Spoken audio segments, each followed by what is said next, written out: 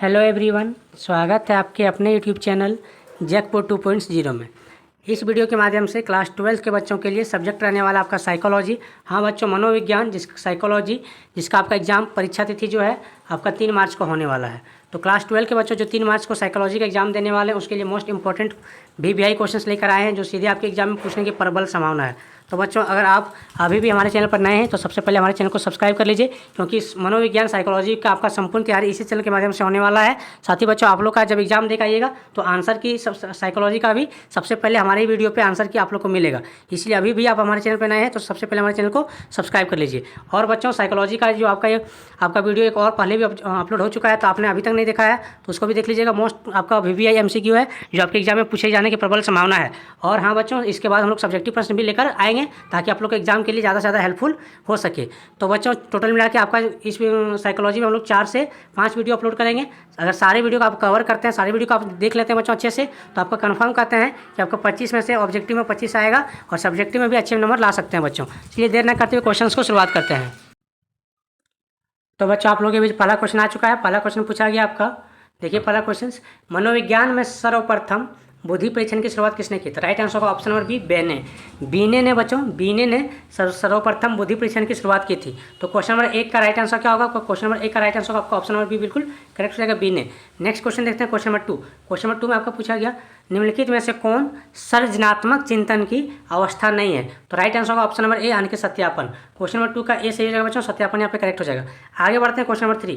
Question number 3 में पूछा गया आपका, जिन व्यक्तियों की बुद्धि लब्धि 80 से 90 के बीच होता है उसे क्या कहते हैं? उसे कहते हैं बच्चों मंद। हाँ बच्चों, यहाँ पे सामान्य नहीं होगा, मंद बिल्कुल करेक्ट आंसर होगा। ठीक है, 80 से 90 साल वाले को हम लोग क्या बोलते हैं? तो 80 से 90 साल वाले को बच्चों हम लोग 80 से 90 साल वाले बच्चों को मंद कहते हैं। तो बच्चों, बुद्धि लब्धि से एक क्वेश्चन कन्फर्म आने वाला है, बुद्धि लब्धि से एक क्वेश्चन कन्फर्म आने वाला है। तो इसका एक हम PDF दिखाते हैं ताकि आप लोग अच्छा से वहाँ भी समझ सकें।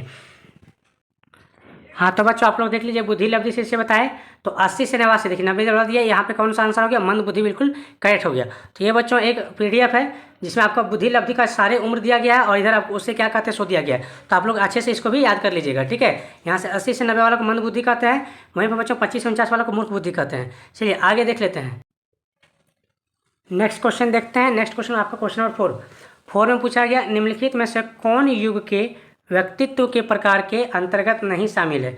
तो बच्चों, कौन से युग के जो व्यक्तित्व प्रकार के अंतर्गत नहीं शामिल है पूछा गया। तो क्वेश्चन नंबर 4 का राइट आंसर होगा आपका ऑप्शन नंबर बी सही हो जाएगा, एंडोमॉर्फी। एंडोमॉर्फी बच्चों व्यक्तित्व प्रकार के अंतर्गत नहीं शामिल होता है, बाकी अंतर्मुखी, बहिमुखी और उभयमुखी ये आपके व्यक्तित्व प्रकार में शामिल होते हैं। तो आपका क्वेश्चन नंबर 4 का बी आंसर आपका करेक्ट हो गया। आगे बढ़ते हैं क्वेश्चन नंबर 5।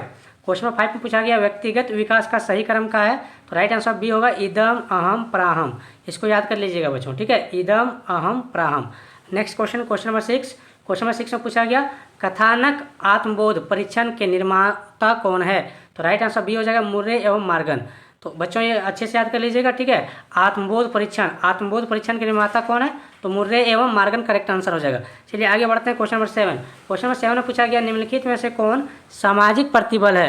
तो right answer option number D हो जाएगा, विवाह विच्छेद। विवाह विच्छेद बच्चों, जो विवाह विच्छेद दिया है ये आपका एक सामाजिक प्रतिबल है। चलिए अगला देखते हैं क्वेश्चन नंबर 8। क्वेश्चन नंबर 8 देखिए बच्चों, 8 में पूछा गया आपका, सामान्य अनुकूल संलक्षण में अवस्थाएं हैं। तो कितने अवस्थाएं हैं? तो टोटल 3 अवस्थाएं हैं बच्चों। सामान्य अनुकूल संरक्षण में कितने अवस्थाएं हैं? ऑप्शन नंबर बी सही जगह 3। और हाँ बच्चों, अगर आप अभी तक हमारे वीडियो को लाइक नहीं किए हैं तो आप लोग से रिक्वेस्ट है, आप लोग लाइक जरूर कर दीजिए ताकि मोटिवेट होकर आप लोग के लिए और मोस्ट VVI वायरल क्वेश्चंस लेकर आएँ जो सीधे आपके एग्जाम में आने की संभावना रहेगा। तो बच्चों, आप लोग अभी तक लाइक नहीं किए, जरूर आप लोग लाइक करके जाइएगा वीडियो को। साथ ही बच्चों, हमारे चैनल को सब्सक्राइब करके रख लीजिए, क्योंकि सब्जेक्टिव क्वेश्चन आंसर भी लेकर आने वाले हैं बच्चों, और ऑब्जेक्टिव का 2-3 वीडियो और लेकर आएंगे, जिससे बच्चों सारा आपका जो 25 क्वेश्चन है ऑब्जेक्टिव का वो सारा का सारा कवर हो जाए बच्चों, और आप लोग 25 में से 25 ले आ पाएँ। चलिए आगे बढ़ते हैं क्वेश्चन नंबर 9। क्वेश्चन नंबर 9 में पूछा गया आपका, रेशनल इमोटिव चिकित्सा। क्या पढ़े बच्चों? रेशनल इमोटिव चिकित्सा का प्रतिपादन किसने किया?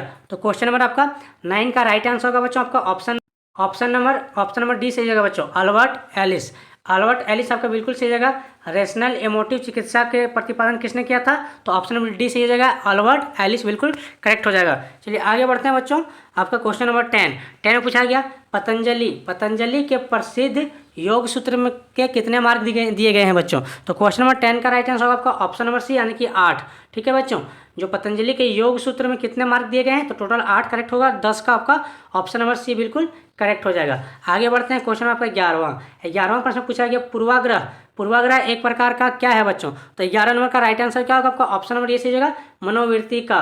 पूर्वाग्रह क्या है, तो पूर्वाग्रह बच्चों एक मनोवृत्ति का प्रकार है, तो आपका 11 का ये बिल्कुल करेक्ट आंसर होगा। चलिए आगे बढ़ते हैं, क्वेश्चन नंबर 12 में आपको पूछा गया मनोवृत्ति निर्माण के सांस्कृतिक कारक की भूमिका पर बल दिया है। तो बच्चों जो मनोवृत्ति निर्माण के जो सांस्कृतिक कारक होते हैं वो किस पर भूमिका दिए हैं, तो यहाँ पे पूछा गया है, तो जो नाम क्या हो जाएगा बच्चों, तो आपका क्वेश्चन नंबर 12वां का प्रश्न का right answer option number C सही होगा, मीड एवं बेनेडिक्ट की जो भूमिका है वो बहुत ज़्यादा मनोवृत्ति निर्माण के सांस्कृतिक कारक पर जोर दिया गया है। ठीक है, ध्यान से याद कीजिएगा, क्वेश्चन नंबर 12 का राइट आंसर आपका ऑप्शन नंबर सी सही होगा, मीड एवं बेनेडिक्ट। चलिए आगे बढ़ते हैं, क्वेश्चन आपका 13 में आपको पूछा गया मनोवृत्ति परिवर्तन प्रक्रिया में संज्ञानात्मक विसंवादिता का समप्रत्यय प्रतिपादित किया। तो क्वेश्चन नंबर 13 को पढ़ लीजिएगा बच्चों। 13 का जो राइट आंसर होगा आपको ऑप्शन नंबर सी सही होगा, लियोन फेस्टिगर।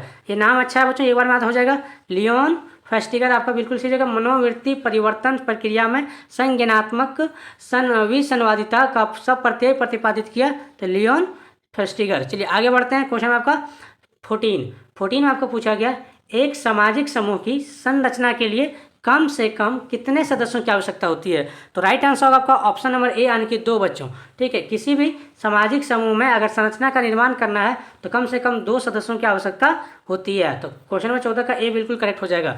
चलिए आगे बढ़ते हैं आपको बच्चों, क्वेश्चन नंबर 15 में पूछा गया किसने समूह का वर्गीकरण प्राथमिक समूह तथा द्वितीयक समूह में किया। तो क्वेश्चन नंबर 15 का राइट आंसर होगा आपका ऑप्शन नंबर डी यानी कि आपका चार्ल्स कूले ने बच्चों। ठीक है, तो क्वेश्चन नंबर 15 का राइट आंसर क्या होगा आपका डी सही बिल्कुल हो जाएगा, चार्ल्स कूले। 16वां पूछा गया एक संदर्भ समूह के लिए सर्वाधिक वांछित अवस्था क्या है। तो बच्चों 16वां प्रश्न का जो राइट आंसर होगा आपका ऑप्शन नंबर डी सही हो जाएगा, समूह के साथ संबद्धता। चलिए आगे बढ़ते हैं, आपका क्वेश्चन नंबर 17वां प्रश्न बच्चों। 17वां में आपको पूछा गया था आपका सामाजिक समूह के निम्नलिखित में से किस प्रकार का सर्वाधिक एकता होती है। तो बच्चों 17वां का आपका राइट आंसर होगा ऑप्शन नंबर ए सही हो जाएगा, अंतः समूह। अंतः समूह वो बच्चों सर्वाधिक जो होता है आपका एकता होती है। आगे बढ़ते हैं, क्वेश्चन नंबर 18 में आपको पूछा गया निम्नलिखित में से कौन मानसिक स्वास्थ्य का आधार नहीं है। तो मानसिक स्वास्थ्य का आधार है बच्चों, आधार है वाला पूछा है, नहीं वाला नहीं पूछा है। तो आधार है बच्चों, इसका राइट आंसर क्या होगा आपका ऑप्शन नंबर बच्चों ए बिल्कुल सही हो जाएगा। चलिए कहीं कहीं इसका बी भी आंसर लेता है बच्चों, तो आप लोग ये करेक्ट लीजिएगा। चलिए आगे बढ़ते हैं, क्वेश्चन नंबर आपका 19 में आपको पूछा गया पर्यावरणीय मनोवैज्ञानिकों ने पर्यावरण संरक्षण के किस माध्यम पर बल दिया। तो आपका 19वां प्रश्न का राइट आंसर होगा आपका, देखिए बच्चों क्वेश्चन नंबर 19 में राइट आंसर होगा आपका ऑप्शन नंबर सी यानी कि पर्यावरणीय शिक्षा। पर्यावरणीय वैज्ञानिकों ने पर्यावरण संरक्षण के लिए किस माध्यम पर बल दिया, पूर्व व्यवहार का अनुबोधक, पश्च व्यवहार का पुनर्बलन और पर्यावरणीय शिक्षा। तो बच्चों अगर पर्यावरण को संरक्षण करना है तो सबसे पहले पर्यावरण को अगर संरक्षण करना है तो सबसे पहले पर्यावरण का शिक्षा होना जरूरी है। तो आपका ऑप्शन नंबर सी सही हो जाएगा। अगला देखिए क्वेश्चन नंबर 20वां प्रश्न में 20वां में आपका क्या पूछा गया, 20वां में पूछा गया आपका संचार कौशल के लिए कौन सा कौशल अनिवार्य नहीं है।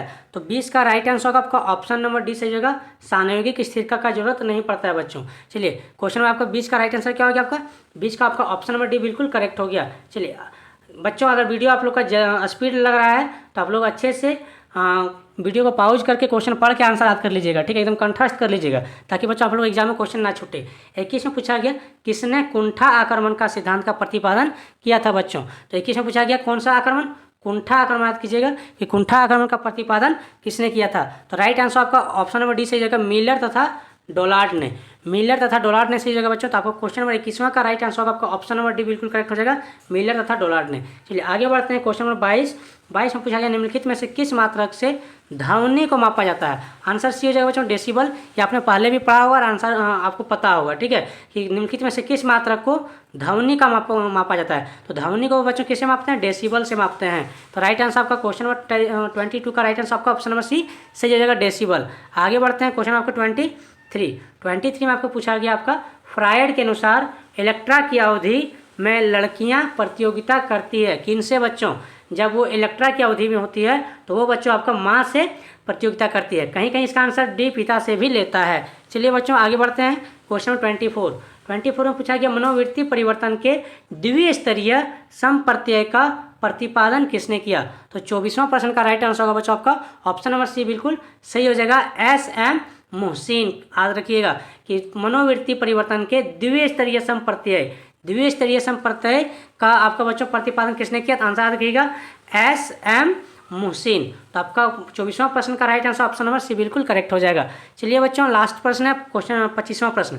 और हाँ बच्चों आप लोग इसमें 25 क्वेश्चन पूछे जाएंगे। और अभी तक आप हमारे वीडियो को लाइक नहीं किए हैं तो बच्चों आप लोग जरूर से जरूर लाइक कर दीजिए, और वीडियो पसंद लगा तो बच्चों आप शेयर कर दीजिएगा सहपाठियों पे, क्योंकि साइकोलॉजी का बच्चा कम है बच्चों। आप लोग जितना ज़्यादा शेयर करते हैं बच्चों तो हम लोग भी मोटिवेट होकर आप लोग के लिए और अच्छे से जल्दी वीडियो लेकर आएंगे, साथ ही साथ सब्जेक्टिव वीडियो भी लेकर आएंगे बच्चों। और हाँ बच्चों आप हमारे चैनल पर अभी भी अगर नए हैं तो जरूर से जरूर सब्सक्राइब करके रख लीजिए, ताकि साइकोलॉजी का आंसर बच्चों सबसे पहले आप मिला सको आपने कितना नंबर लेकर आया। चलिए बच्चों 25वां प्रश्न का राइट आंसर देख लेते हैं। फ्रायड के अनुसार मन का आकारात्मक मॉडल क्या है, तो इसका राइट आंसर बच्चों ऑप्शन नंबर आपका इसका सी और चेतन सही रहेगा। इसका भी बच्चों ईदम भी लेता है, ठीक है।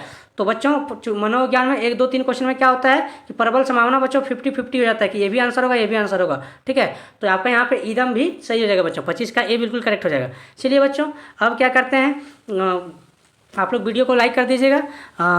मिलते हैं तब तक के लिए नेक्स्ट वीडियो में। नेक्स्ट वीडियो बच्चों आप लोग को प्रयास करेंगे सब्जेक्टिव लाने का पहले, उसके बाद फिर एक और ऑब्जेक्टिव लेकर आएंगे बच्चों। तब तक के लिए आप लोग को बाय, जय हिंद, जय झारखंड।